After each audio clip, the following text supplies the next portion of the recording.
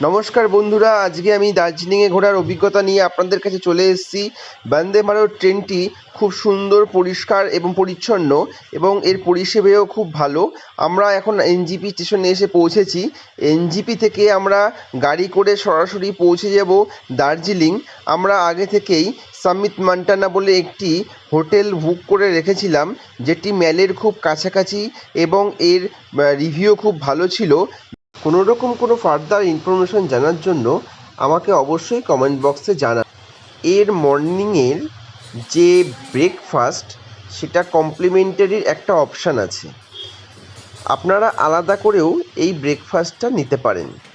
প্রত্যেকটা খাবার ছিল পরিষ্কার পরিচ্ছন্ন এবং বিভিন্ন ভ্যারাইটিতে ভর্তি।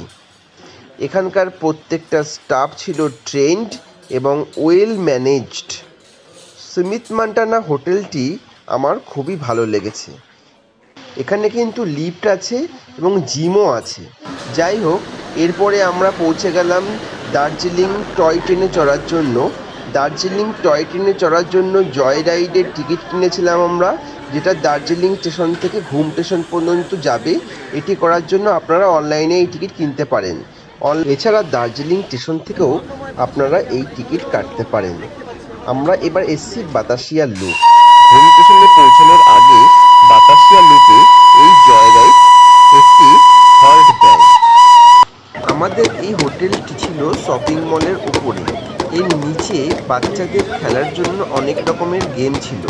আপনারা এই গেমগুলো পারচেস করে বাচ্চাদের খেলার ব্যবস্থা করে দিতে পারেন।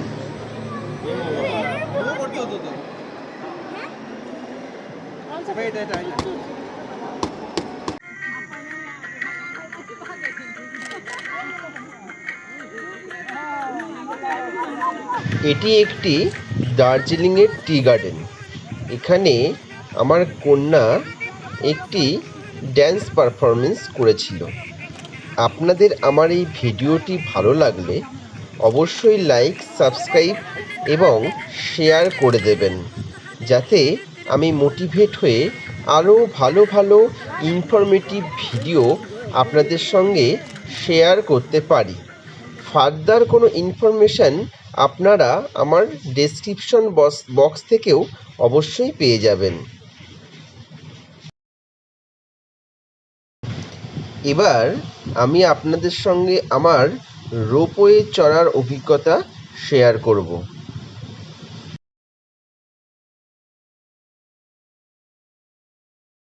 খুব সকালবেলায় চলে আসবেন এই রোপওয়ের টিকিট কাটার জন্য। এই রোপওয়েটের টিকিট কাটার জন্য খুব বড় লাইন পড়ে।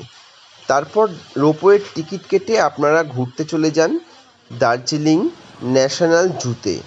দার্জিলিং ন্যাশনাল জুও ঘোরার জন্য একটি আদর্শ জায়গা এবং এখানে অনেক ধরনের পশু পাখি আপনারা দেখতে পারবেন, স্পেশালি রেড পান্ডা। তারপর সেখান থেকে ব্যাক করে চলে যাবেন আবার রোপওয়ের ওখানে রোপওয়ে চড়ার জন্য। রোপওয়ে চড়তে চড়তে আপনারা দার্জিলিংয়ের আশেপাশের সমস্ত জায়গা রোপওয়ে থেকেই দেখতে পারবেন। এবার চলে আসি দার্জিলিং তিস্তা রিভারে। এই দার্জিলিং তিস্তা রিভারে রিভার রাফটিং করা হয়। এর একটি ভিডিও পরবর্তীতে আপনাদের সঙ্গে শেয়ার করব। আপনারা কিন্তু সম্পূর্ণ সেফটি প্রিকশন নিয়ে তবেই রিভার রাফটিং করবেন, আর না হলে নর্মাল বোট রাইডিংয়ের এক্সপিরিয়েন্সও আপনারা করতে পারেন এখানে। এই তিস্তা নদীর পাড়ে টেন্ট করে থাকার ব্যবস্থাও আছে। এখানে টেন্টের মধ্যে রান্না করে খাওয়া দাওয়ার ব্যবস্থাও আছে।